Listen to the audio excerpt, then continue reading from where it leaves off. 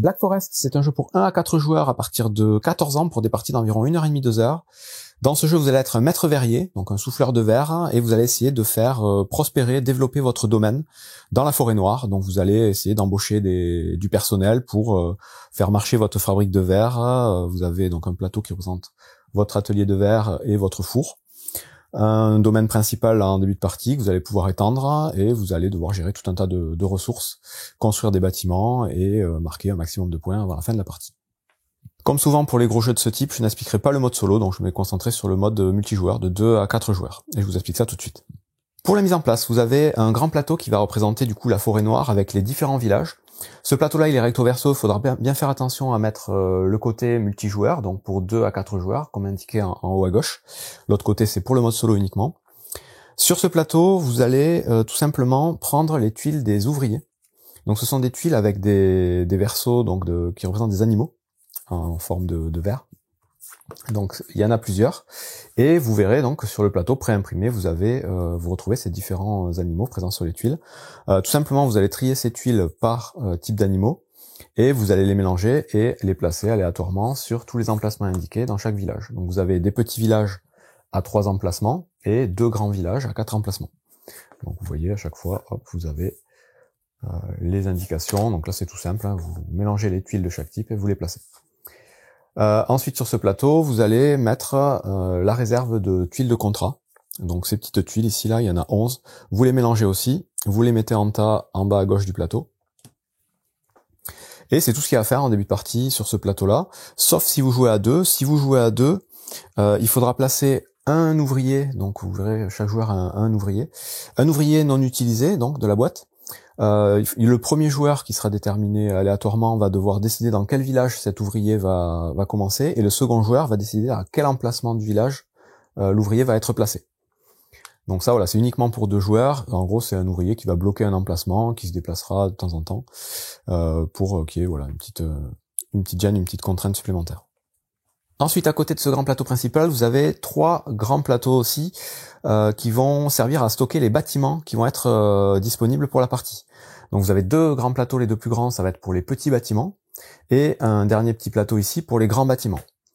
Donc pour les petits bâtiments, vous les utiliserez tous à chaque partie, et vous avez un emplacement spécifique pour chaque bâtiment. Donc vous voyez sur le plateau, vous avez une numérotation en bas à droite, avec qui vont de 1 à 36, donc il y a 36 petits bâtiments en tout. Et sur chacune des tuiles, toujours en bas à droite, vous avez le numéro correspondant. Donc chaque tuile va dans son propre emplacement. Vous aurez aussi donc sur les tuiles les numéros côté A et côté B. Donc c'est le recto et le verso, le A et le B. Ce sont des bâtiments différents à chaque fois. En fait, pour votre première partie, on vous conseille de jouer que avec les faces A. Vous mettrez les faces A partout. Et pour les parties suivantes, vous mettrez les faces A partout, mais vous retournerez 10 bâtiments côté B, de manière aléatoire. Vous choisirez, vous ferez comme vous voulez, pour varier un peu les parties. Donc vous aurez des bâtiments différents à chaque fois, ça fait pas mal de combinaisons possibles. Donc ça c'est pour les petits bâtiments, et vous remarquerez assez vite que ces petits bâtiments, du coup, ils sont rangés par type de production qu'ils vont pouvoir fournir. Donc vous avez différents types de ressources, je vais y revenir après. Et bien chaque bâtiment, chaque ligne correspond à une production de ressources particulières de manière principale. Après il y a des choses un peu différentes. Donc ça c'est pour les petits bâtiments. Pour les grands bâtiments, vous avez sur le plateau indiqué, donc là pareil, il faudra regarder la face, là c'est pour 1 à 3 joueurs. Si vous jouez à 4, il y aura un bâtiment supplémentaire. Ces bâtiments-là, vous en avez un certain nombre, là pour le coup vous les utiliserez pas tous pour toute la partie. Vous mélangerez par numéro au dos les bâtiments, et vous placerez tout simplement 2 bâtiments de niveau 1, un bâtiment de niveau 2 et un bâtiment de niveau 3 de manière aléatoire sur ce plateau-là. Les autres bâtiments, vous pourrez les sortir du jeu, vous les utiliserez pas pour cette partie. Encore une fois, pour varier les parties.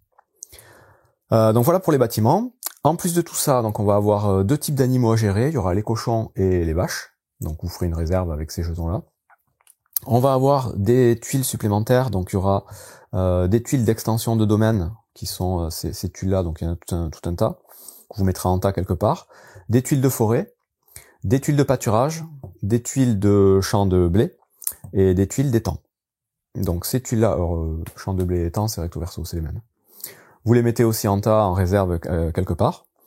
Et ensuite on passe donc à l'installation de chaque joueur. Donc chaque joueur va avoir un premier plateau avec son atelier de verre et son four. Donc ce sont les endroits où on va en gros stocker nos ressources et gérer toutes ces ressources. Donc c'est avec un principe de roue que je vais expliquer après. Sur ces plateaux-là, vous allez mettre déjà un petit jeton en carton à votre couleur pour savoir qui vous êtes. Ça, c'est pas très obligatoire, mais ça fait partie du jeu. Et vous avez tout un tas de jetons correspondant aux différentes ressources du jeu. Ces jetons-là, en début de partie, il suffira tout simplement de les placer sur les emplacements indiqués, en sachant que chaque cadran va être orienté comme si c'était 8 heures en fait. Donc la petite flèche sur l'équivalent du 8 et l'autre sur l'équivalent du 12 si on considère ça comme une horloge. Donc hop, les flèches dans ce sens sur chaque emplacement et les petits jetons de ressources sur chaque couleur correspondante. Et ensuite il vous suffit de mettre une petite tuile ici qui va vous permettre de vous dire quand vous allez placer les contrats sur le plateau. Donc chaque joueur en met une. Et vous avez une ressource qui est en dehors des roues, qui est la brique, qui elle va pareil à l'endroit où vous avez le petit marqueur pour le début de la partie, donc sur 3. Je reviens après sur l'explication de ces ressources, je continue la mise en place. Donc vous allez avoir ensuite un pion d'ouvriers chacun, donc d'une couleur spécifique, donc ça c'est le joueur rouge. Et vous allez avoir un premier domaine principal, sur lequel vous allez devoir placer un certain nombre de tuiles. Donc il faudra placer, là encore c'est indiqué, une tuile forêt à cet endroit, une autre ici, une autre ici. Ensuite il y a 2 tuiles de lac à mettre sur ces endroits-là. 2 tuiles de champ de blé à mettre sur ces endroits-là, et une tuile d'atelier, donc cette tuile-là qui est particulière, que vous mettrez, pareil, sur l'emplacement indiqué, qui recouvre en fait une étable ici, avec un petit marqueur de progression que vous mettrez tout en bas donc de cette tuile. Vous avez 4 emplacements, vous mettrez le marqueur tout en bas. Une fois qu'on a fait tout ça, comme je vous ai dit, on va déterminer un premier joueur. Ce premier joueur va décider si vous jouez à 2 où placer le troisième joueur fictif, dans quel village le mettre, et le second joueur va décider sur quel emplacement. Vous voyez, vous avez des petits cercles ici, ce sont les emplacements dans les villages. Cet ouvrier va commencer. Et ensuite, il faudra regarder tout en haut à gauche du plateau les ressources qui vont être attribuées pour le début de la partie au second, troisième et quatrième joueur pour compenser le fait de ne pas jouer en premier. Donc le premier joueur, il a les ressources de départ. Si vous jouez à 2 joueurs, le second joueur va avoir un cochon qui va récupérer et qui va pouvoir placer sur son plateau. Donc j'expliquerai après comment on peut stocker et placer les différents animaux. Vous voyez déjà que dans les forêts, vous pouvez mettre un cochon. Si vous jouez à 3 joueurs, le second joueur aura 2 bois supplémentaires. Donc il faudra tout simplement avancer son petit marqueur de ressources ici de 2 cases. Je vais expliquer après comment ça marche. Le troisième joueur aura une provision, donc les ressources violettes, et une viande en plus. Et si vous jouez à 4 joueurs, le second joueur aura 2 briques, le troisième joueur aura une vache, et le quatrième joueur aura un verre. Ressources de verre. Et une fois qu'on a fait tout ça, on est prêt à commencer la partie. Une partie de Black Forest va se jouer en un certain nombre de tours, donc dans le sens aigu d'une montre, en commençant par le premier joueur. À chaque fois, le joueur va faire ses actions, puis le joueur suivant, et ensuite on va tourner comme ça, jusqu'à ce qu'un joueur réussisse à amener une de ses ressources de provision, donc les ressources violettes, sur la case avec le petit sablier sur sa roue de four.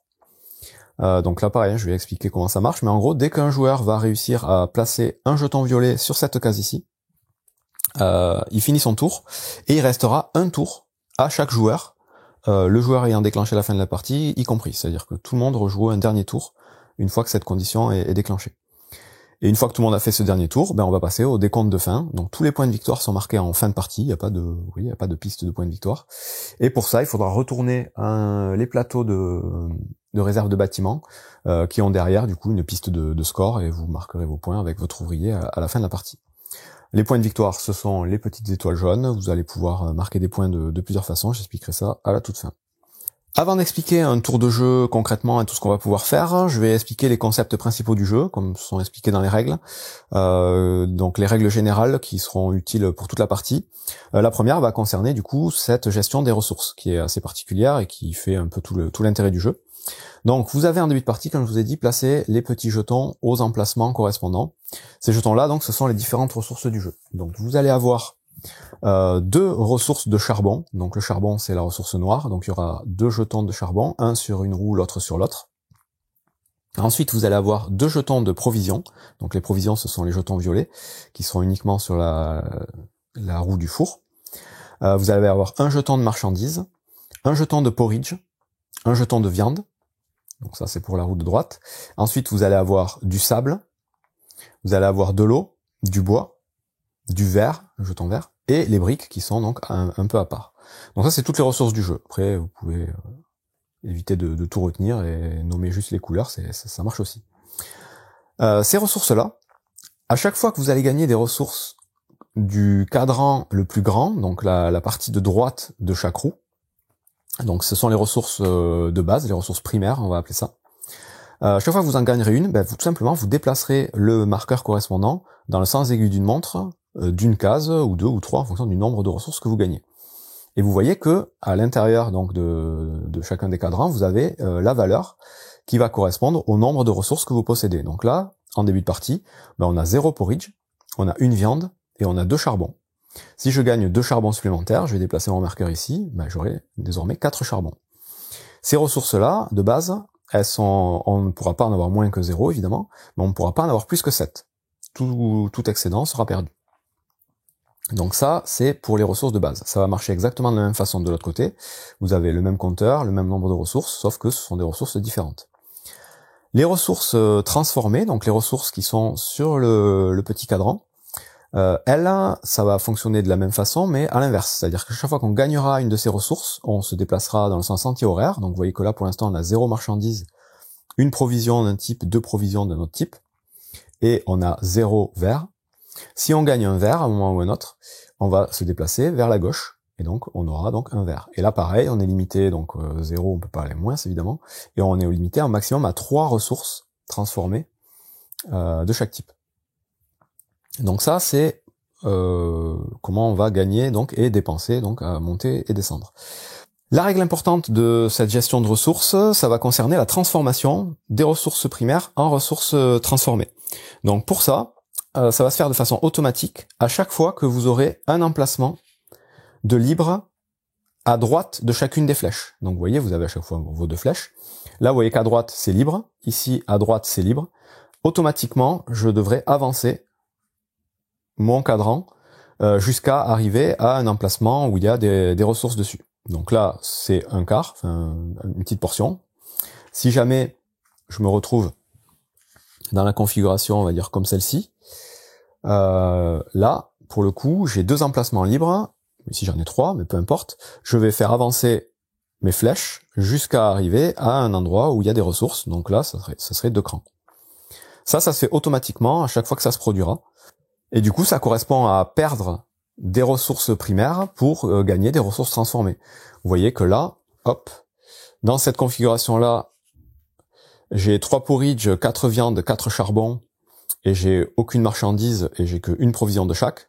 Bon, mais si je fais ma transformation automatique, je me retrouve plus qu'avec un porridge, 2 viandes et 2 charbons, et j'ai 2 marchandises et 3 provisions de chaque. Donc c'est voilà un petit principe de transformation qui se fera, je vous dis, à chaque fois automatiquement. Dès que les emplacements seront libres, vous ferez tourner votre cadran, toujours dans le sens aigu d'une montre évidemment. Et je finis du coup les explications par rapport à ces 2 roues. Dès qu'un joueur va réussir à amener sa flèche sur le jeton avec le petit parchemin dessus là, donc ces jetons là ce sont les jetons qui correspondent aux missions, tout de suite il va gagner une ressource au choix parmi les ressources primaires. Donc vous voyez, vous avez un petit icône là avec toutes les couleurs correspondant aux ressources primaires. Vous voyez, vous n'avez pas le vert, ni le violet, ni le vert foncé. C'est uniquement les ressources primaires. Donc vous en gagnerez une de votre choix automatiquement. Donc vous ferez progresser le marqueur.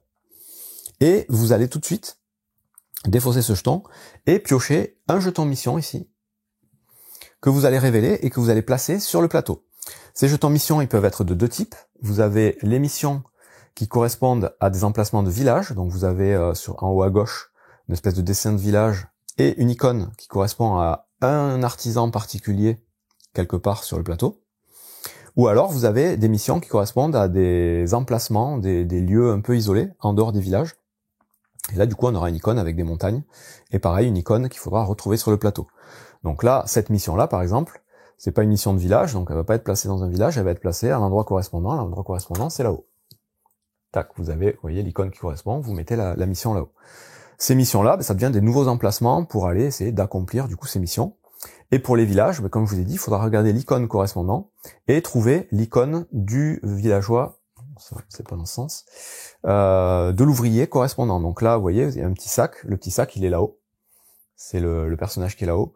Donc cette icône, cette tuile-là, elle va venir ici.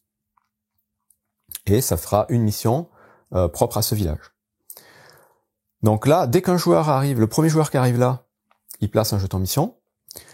Si un second joueur y arrive, il va placer à nouveau une nouvelle tuile quelque part. Si jamais on joue à 3, le troisième joueur placera aussi une nouvelle tuile. Si on joue à 4, il y aura 4 tuiles sur le plateau. Si on joue qu'à 2 joueurs, le second joueur qui arrivera sur cette tuile ici placera directement 2 missions, pour qu'il y ait à partir de ce moment-là toujours 3 missions en jeu. Parce que c'est une mission, à partir du moment où un joueur va réussir à les résoudre, elles seront défaussées, donc il récupérera la tuile correspondante, et tout de suite on en tirera une nouvelle. Donc à partir du moment où elles sont placées en jeu, elles resteront jusqu'à la fin de la partie, il y aura à chaque fois des nouvelles missions, ce sera renouvelé. Si jamais on doit mettre une tuile mission dans un village où il y a déjà l'emplacement de prix, vous voyez qu'il n'y a qu'un emplacement pour chaque village correspondant aux missions, dans ce cas-là, on placera la mission dans le village suivant, dans le sens aiguille d'une montre, tout simplement. Donc voilà pour la gestion des missions, comment elles apparaissent, et je vous expliquerai après comment on les résout. Dernière chose à savoir donc sur la gestion de ces ressources, c'est que les ressources qui sont présentes en 2 exemplaires, donc par exemple le charbon et les provisions, ces ressources-là de charbon, chaque fois que vous en gagnerez, vous ne pourrez les gagner que sur une même roue. Donc là, pour le charbon, typiquement, si je dois gagner, par exemple, 3 charbons, je pourrais pas en gagner 1 sur une roue et 2 sur l'autre. Je suis obligé de gagner les 3 sur la même roue, à la limite de ce que je peux gagner. Par contre, quand je devrais les dépenser, je pourrais dépenser en dispatchant la dépense entre les 2 roues. C'est-à-dire, si je dois en dépenser 3, je peux en dépenser une ici, et 2 ici et une ici, par exemple. Donc, quand on gagne, c'est sur un même endroit. Quand on dépense, c'est comme on veut. Les provisions, là, si on les gagne, peu importe. Si on les dépense aussi, puisqu'elles sont sur la même roue. Donc voilà à peu près tout ce qu'il y a à savoir sur la gestion des ressources et ce qui se passe pour faire arriver les tuiles missions sur le plateau. Le dernier concept important à prendre en compte pour le reste de la partie avant de passer en détail au tour de jeu, c'est que à chaque fois qu'on va devoir gagner quelque chose dans le jeu, on est obligé de le gagner en intégralité. On peut pas décider de ne pas le gagner ou d'en gagner qu'une seule partie. Si on vous dit vous gagnez 3 viandes, vous êtes obligé de gagner 3 viandes, si vous le pouvez évidemment. Vous pouvez pas dire non, je vais en prendre qu'une et je laisse le reste ou je décide de pas les prendre. Et ça, ce sera valable pour tout ce que vous gagnerez dans le jeu. Si vous gagnez quelque chose, vous gagnez l'intégralité. Donc maintenant, on va passer au tour de jeu. Donc le tour de jeu, il est assez simple. À votre tour, vous allez avoir 2 possibilités. Soit vous faites un tour de jeu normal, et dans ce cas-là, vous allez faire 3 étapes. Soit vous allez mendier. Et dans ce cas-là, vous allez faire une seule étape. Donc, le tour de jeu normal, ça va consister, dans un premier temps, à devoir décider si on veut déplacer le marchand ambulant. Donc, le marchand ambulant, vous voyez toutes les tuiles d'ouvriers ici, elles sont sur un dos un peu beige marron, sauf celle-là qui est un peu grise, c'est la tuile du marchand ambulant. Vous avez une petite roulotte ici. Bon, mais ça, au début de votre tour, si vous faites un tour de jeu normal, vous allez pouvoir dépenser une ressource de marchandise, donc l'espèce de vert turquoise ici, donc là, quand on dépense, je vous dis, c'est une ressource transformée, hop, on la déplace vers la droite, j'étais à 2, je passe à 1, pour déplacer cette tuile et venir l'échanger avec n'importe quel autre ouvrier présent sur les villages du plateau. Donc là, je pourrais prendre cette tuile, par exemple, et venir l'échanger avec celle-là, directement. Donc ça, c'est une possibilité, on peut le faire qu'une seule fois au début de son tour, quand on fait un tour de jeu normal. On dépense une marchandise, et on change la position du marchand ambulant avec n'importe quel autre ouvrier. Une fois que j'ai fait ça, je vais devoir obligatoirement me déplacer. Donc au début de la partie, votre ouvrier il est pas sur le plateau, vous allez pouvoir venir vous placer sur l'emplacement de votre choix dans un village. Et à chaque fois, vous voyez que les emplacements, ce sont à chaque fois des emplacements entre 2 ouvriers. Donc par exemple, je pourrais venir me placer ici, au tout début de mon tour, donc première action du tour de jeu. À partir du moment où je serai déjà sur le plateau, donc à partir du tour 2 et pour tous les autres tours, je serai obligé de déplacer mon ouvrier à chaque fois Et pour le déplacer, je vais avoir plusieurs possibilités. Soit je le déplace dans le même village, et donc je vais juste dans un emplacement différent mais dans le même village. Dans ce cas-là, il n'y a pas de coût à payer et on se place et on verra après, on fera les actions évidemment. Soit je change de village et dans ce cas-là, je vais devoir suivre les chemins pour me déplacer de village en village. Et à chaque fois que je vais me déplacer sur un chemin, ben vous voyez, c'est indiqué à chaque fois sur le plateau, vous aurez des provisions à dépenser. Donc à chaque fois, c'est une provision, chaque fois que vous vous déplacerez. Donc il faudra avoir les provisions, donc c'est les jetons violets, de disponibles sur votre roue du four, la roue de droite, et dépenser donc autant de provisions que vous aurez besoin pour votre déplacement, parce que vous n'êtes pas obligé de vous déplacer que dans les villages adjacents, vous pouvez aller un peu plus loin. Donc là, je suis dans ce village, je peux très bien, si je veux, venir dans celui-là. Dans ce cas-là, ça me coûte une provision pour passer à ce village-là, et une seconde provision pour arriver à ce village-là. Et à partir du moment où je veux m'arrêter dans un village, ben je me mets dans un des emplacements disponibles de ce village. Évidemment, il faut que l'emplacement soit vide. Si il y a un joueur qui soit fictif ou présent autour de la table, je peux pas me mettre à cet emplacement. Et si par contre j'arrive dans un village, admettons ici, où il y a déjà des joueurs, je suis obligé de leur payer une ressource de base à chacun. Donc là, par exemple, si c'est le joueur fictif, quand on joue à deux, ben, je vais devoir dépenser une ressource de base de mon stock qui sera perdu. Si c'est un joueur adverse, donc un joueur d'une autre couleur, je vais devoir dépenser aussi cette ressource et lui pourra décider de la gagner ou pas. Donc il n'est pas obligé de l'accepter, mais il peut potentiellement décider de la récupérer. Donc je peux lui dire, ben, je te paye un charbon, et lui gagnerait un charbon, si ça l'arrange. Donc ça voilà, c'est la règle quand on se déplace de village en village. On paye le coût de déplacement. Si on arrive dans un village où il y a déjà des gens, on leur paye à chacun une ressource de base. S'il y a personne, bon, on paye rien de plus, et on choisit du coup un emplacement libre pour se placer. Et à partir du moment où on sera placé, on va pouvoir faire les actions, c'est la troisième étape. Mais avant de passer à la troisième étape, il y a un dernier type d'endroit où on pourra aller. Ben, c'est les fameux endroits où on va pouvoir placer des missions de lieux. Donc vous voyez, j'en ai placé une tout en haut là-bas, par exemple. Plus tard dans la partie, il pourra y en avoir donc aux différents endroits ici. Et là, c'est pareil, il faudra suivre les chemins pour pouvoir y accéder en payant à chaque fois les petits pions de nourriture. Et la particularité des missions, c'est que si on veut aller sur un emplacement de mission en dehors des villages, on est obligé de faire l'action de résolution de la mission juste après. On pourra pas juste y aller et puis rien faire. Une fois qu'on a fini du coup notre déplacement, payé ce qu'il faut et qu'on est arrivé à l'endroit où on voulait, on passe à la troisième et dernière étape d'un tour de jeu normal, qui est du coup de réaliser l'action de l'endroit où on se trouve. Donc si on est dans un village, tout simplement on va pouvoir réaliser les actions correspondant aux deux ouvriers qui nous sont adjacents. Donc vous voyez, à chaque fois l'emplacement est situé entre deux ouvriers, comme j'ai dit tout à l'heure. Donc vous allez pouvoir choisir, vous n'êtes pas obligé d'utiliser les deux, vous pouvez en utiliser qu'un. Quand vous en utilisez un, comme je vous ai dit tout à l'heure, vous êtes obligé de faire l'action intégralement, au maximum de ce qui est possible. Et ensuite, vous passerez au second si ça vous intéresse et vous choisissez l'ordre dans lequel vous voulez résoudre ces actions. Donc ces actions-là, elles sont assez simples, elles sont inscrites sur les tuiles, elles sont détaillées éventuellement dans les règles. Je vais vous les passer vite fait en revue. Avant d'expliquer du coup chacune de ces actions un peu plus en détail, je vais vous expliquer comment fonctionne un peu votre domaine.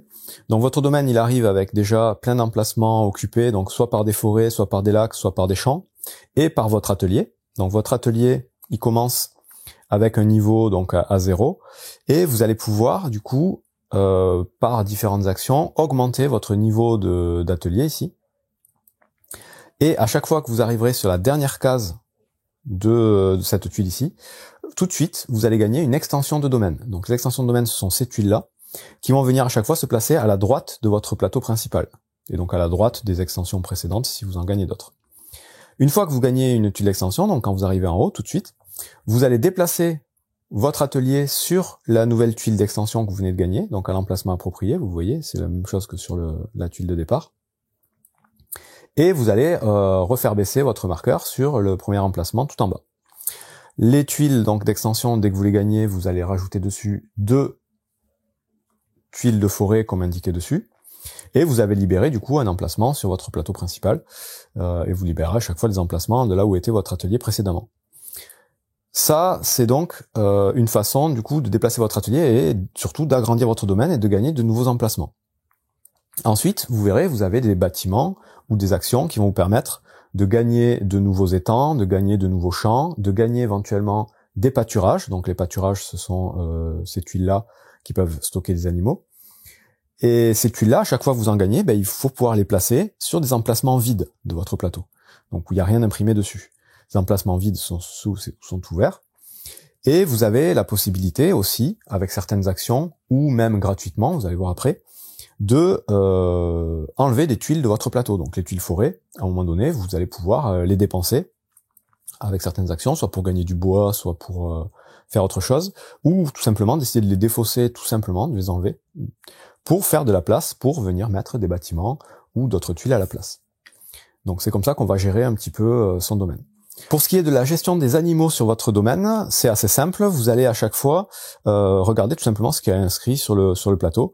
Donc vous voyez que par exemple sur votre tuile de domaine de départ, vous avez ici inscrit 2 vaches. Donc ça c'est une étable. Sur chaque étable, vous pourrez stocker 2 vaches directement dessus.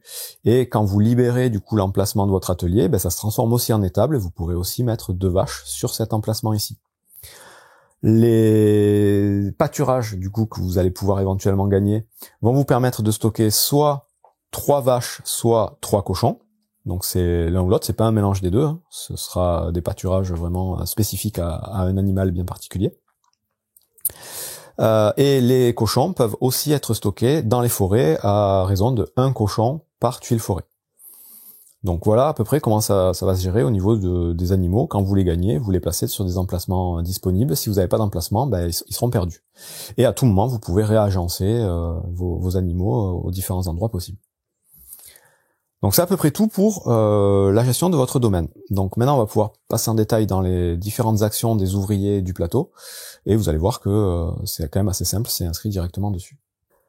Donc la première tuile, là juste à côté de moi, si jamais je reprends mon exemple de tout à l'heure, elle me permet tout simplement de gagner un cochon. Donc je prends un cochon de la réserve et je le place sur mon plateau en respectant les règles que je viens d'expliquer. L'action juste à côté, c'est une action qui va nous demander de dépenser quelque chose. Quand on a un bandeau rouge sur la tuile, c'est quelque chose qu'on doit dépenser pour gagner ce qu'il y a de l'autre côté. Donc là, je dois dépenser un bois, donc je diminue de 1 mon bois sur ma piste de four, pour gagner 4 charbons. Et là, les charbons, je suis obligé de les gagner sur une même roue, comme j'ai expliqué tout à l'heure. Ici, même principe, je vais devoir dépenser 3 briques. Donc les briques, c'est sur la gauche de notre plateau de ressources, pour gagner 2 niveaux de progression sur ma tuile d'atelier. Donc les niveaux de progression, je vous dis, par niveau, vous augmentez votre marqueur. Et encore une fois, c'est comme ça que on peut développer notre domaine quand on arrive tout en haut. Cette tuile ici, elle nous laisse 2 possibilités. Soit je dépense un bois et je gagne un pâturage, donc une tuile pâturage que je mets sur mon domaine. Soit je gagne tout de suite une tuile de blé, que je mets aussi sur mon domaine dans un emplacement disponible. Cette tuile ici, elle me permet de dépenser un charbon pour gagner 4 briques, tout simplement. Celle-là me permet de gagner une vache. Celle-là, elle me permet de dépenser un cochon pour gagner 2 viandes ou de dépenser un bœuf pour gagner 3 viandes. Celle-ci, elle me permet de monter de 1 mon niveau de progression ou bien de faire l'action de construction. Donc l'action de construction, c'est ce qui va vous permettre de construire et donc d'acheter les bâtiments. Donc je vais y revenir un peu après, mais à chaque fois que vous aurez cette icône, c'est ce qui va vous permettre du coup d'aller sélectionner une tuile et de venir la placer aussi sur votre plateau. Je reviens un peu plus en détail tout à l'heure. Ici, c'est une action qui va vous dire que par tuile lac ou étang plutôt que vous avez sur votre plateau, vous gagnerez une ressource de sable. Le marchand ambulant, il vous permet de gagner 2 ressources identiques, des ressources primaires de votre choix, et chaque adversaire va gagner une de ces ressources que vous aurez choisies. Ici, vous allez devoir dépenser une tuile forêt, donc enlever une tuile forêt de votre plateau pour gagner un bois et faire une action de construction aussi, donc choisir un bâtiment pour pouvoir le placer sur votre plateau. Ici, ça va dépendre donc du nombre de ressources que vous aurez. Donc si vous avez 2, 4 ou 6 lacs dans votre domaine, vous gagnerez 1, 2 ou 3 viandes. Ça, c'est la première action possible. Deuxième action possible, par tuile de champ, vous gagnerez un porridge. Ici, par bœuf, vous gagnerez un porridge, ou par cochon dans les forêts, vous gagnerez un bois. Ici, vous pouvez dépenser une brique pour gagner un lac, ou bien vous pouvez gagner de l'eau par tuile lac que vous avez sur votre plateau. Ici, vous pouvez dépenser une tuile forêt pour gagner 4 bois. Ici, vous pouvez faire encore une action de construction. Et ici, vous allez pouvoir dépenser soit un porridge et une eau soit une brique et une eau pour gagner à chaque fois un cochon, une vache. Donc là, on a vu rapidement toutes les actions qu'on va pouvoir faire dans les villages, donc tous les personnages qui seront placés dans les villages au début de la partie, et qui pourront éventuellement bouger, je vous ai dit, avec le marchand ambulant au début de chaque tour de joueur. En plus de ces actions-là, vous allez avoir la possibilité, je vous ai dit aussi, de réaliser les missions. Donc les missions qui seront placées soit dans les villages, soit dans les lieux en dehors des villages. Quand vous serez dans un village, au lieu de faire l'action des personnages, vous aurez la possibilité de faire à la place l'action de la mission. Dans ce cas-là, c'est toujours pareil, vous allez devoir dépenser ce qui est marqué à gauche pour gagner ce qui est marqué à droite. Et là, la mission, une fois que vous aurez fait l'action, vous récupérerez la tuile à côté de votre plateau et vous en piocherez une nouvelle que vous mettrez à l'endroit indiqué. Pour les missions en dehors du village, c'est exactement la même chose, sauf que là, vous n'aurez pas le choix, comme dans les villages, de faire soit une action d'ouvrier, soit la mission. Quand vous êtes en dehors du village, vous êtes obligé, comme action, de remplir la mission. Si vous n'avez pas ce qu'il faut à payer ou que vous voulez pas le faire, vous pourrez pas vous déplacer sur cet endroit-là. Et on a fait le tour du coup de tout ce qui est possible à un tour de jeu normal. Donc je récapitule rapidement, c'est indiqué ici. Vous pouvez de manière facultative dépenser une marchandise pour changer de place le marchand ambulant avec un autre ouvrier. Ensuite, vous êtes obligé de déplacer votre personnage dans un autre endroit, donc soit dans le même village, soit dans des villages différents, soit dans des lieux de mission, obligatoirement, en payant éventuellement les ressources en nourriture, les provisions nécessaires. Et ensuite, vous ferez les actions de l'endroit où vous vous arrêtez, donc soit en activant les ouvriers, soit en résolvant les missions. Si jamais vous ne voulez pas ou vous ne pouvez pas faire ce tour de jeu standard, vous pouvez à la place faire l'action de mendier. Donc mendier, vous allez prendre votre ouvrier, vous allez le placer au milieu du village où vous vous trouvez, et vous allez gagner tout simplement une provision, qui va vous permettre éventuellement de vous déplacer souvent. Cette action-là, on l'a fait quand vraiment on n'a plus du tout de provision, et que tous les emplacements sont pris, qu'on est bloqué en fait, qu'on peut pas se déplacer. C'est vraiment l'action à éviter au maximum. Et c'est tout pour un tour de jeu, du coup. Une fois qu'un joueur a fait son tour, c'est le joueur suivant qui fait son tour, et ainsi de suite. Il me reste à expliquer un peu plus en détail, du coup, la construction et les types de bâtiments qu'on va pouvoir construire. Donc à chaque fois que vous aurez l'action de construction, donc le petit marteau avec la maison, vous pourrez choisir une tuile de votre choix de construction. Donc ça peut être un petit bâtiment, ou un des 4 grands bâtiments disponibles en début de partie. Ces tuiles-là, une fois qu'elles sont prises, elles sont pas remplacées, il n'y en a pas d'autres. Donc c'est le premier arrivé, premier servi. Et comme je vous ai dit, pour les petits bâtiments, vous allez avoir une petite indication de ce que le bâtiment va vous permettre de produire. Donc vous voyez que si vous cherchez à produire de l'eau au maximum, vous regarderez les 3 bâtiments de la ligne de production d'eau.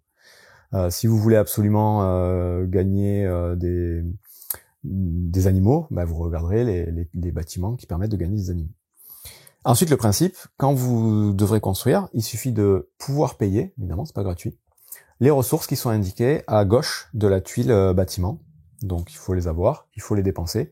Et ensuite, vous prenez la tuile et vous venez la placer sur votre domaine dans un emplacement libre, encore une fois. Les tuiles, elles vont quasiment toutes vous faire gagner des points de victoire en fin de partie, comme indiqué en haut à droite. Donc les petites étoiles en haut à droite, ce sont des points de victoire. Et ensuite, elles vont vous donner un petit pouvoir, une petite capacité, qui va être différente en fonction des tuiles, et vous voyez que vous avez des couleurs différentes. Tout simplement, les tuiles avec une couleur un peu beige, ce sont des tuiles qui vont vous faire gagner quelque chose au moment où vous les construisez. Donc là, par exemple, celle-là, par case libre dans votre domaine, au moment où vous construisez ce bâtiment, vous gagnerez une ressource d'eau. Les tuiles avec un fond bleu, ce sont des tuiles de transformation. Donc ces tuiles-là, à partir du moment où vous les aurez construites, vous pourrez, à tout moment de la partie, sauf si vous êtes en plein milieu d'une action, donc avant ou après une action, vous pourrez convertir vos ressources. Donc là, tout simplement, celle-là, vous pouvez convertir un porridge en eau, à tout moment, quand vous voulez, en gardant bien en tête qu'à chaque fois que vous avez la condition d'amélioration là sur vos roues, vous serez obligé de tourner votre roue. Celle-là, à tout moment, vous pouvez transformer un champ de blé en 3 porridge. Donc ça, ce sont tous les bâtiments en bleu, à fond bleu. Les bâtiments à fond rouge, ce sont les bâtiments qui vont vous faire gagner quelque chose sous condition. Donc il faudra faire attention à chaque fois que quand vous avez un bâtiment rouge, de regarder les conditions. Donc là, par exemple, celle-là, elle vous dit, lorsque vous gagnez une amélioration donc de domaine, une grande tuile d'amélioration de domaine, vous gagnez tout de suite 3 sables. Après, je vous laisserai les lire, hein, je vais pas toutes les passer en revue. Et le dernier type de bâtiment, c'est les bâtiments à fond jaune. Eux, ce sont des points de victoire en fin de partie. Donc là, par exemple, le manoir du chevalier, il vous dit que par case libre dans votre domaine, à la fin de la partie, vous aurez moins 1 point. Et au maximum, vous perdrez 5 points. Par contre, quand vous construisez ce bâtiment, vous avez 6 points en fin de partie à la base. Donc en gros, il faut essayer de garder ces 6 points au maximum. C'est à peu près tout. Les bâtiments, les grands bâtiments, ben c'est la même chose. Quand vous avez l'action de construction, vous pouvez aller choisir un grand bâtiment. La seule chose, c'est que ça va coûter beaucoup plus cher.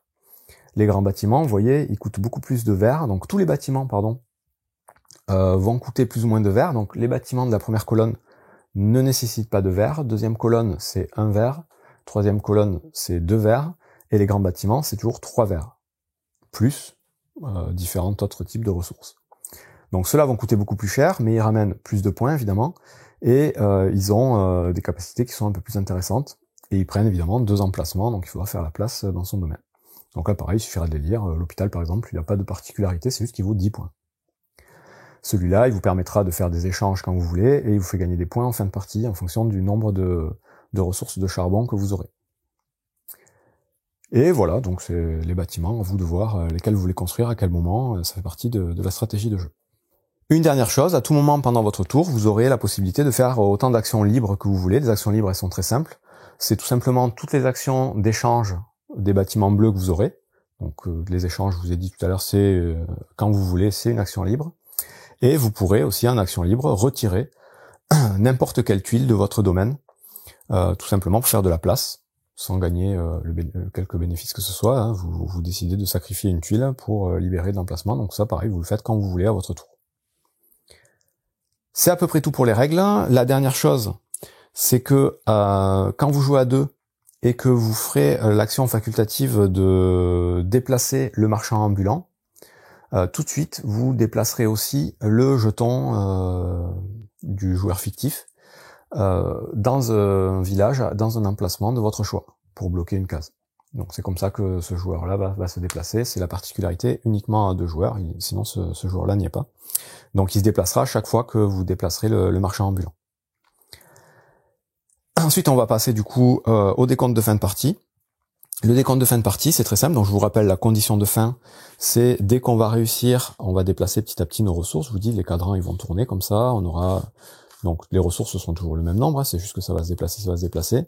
Et dès qu'on arrivera à amener un marqueur de provision sur cette case, n'importe quel joueur, dès qu'il arrivera à faire ça, il finit son tour. Chaque joueur joue encore un dernier tour, lui y compris. Et ensuite, on passe au décompte. Donc le décompte, vous allez tout simplement donc retourner, je vais pas le faire là parce qu'il y a les tuiles dessus, les plateaux bâtiments pour avoir la piste de compteur de tours. Vous allez prendre votre ouvrier pour compter les points.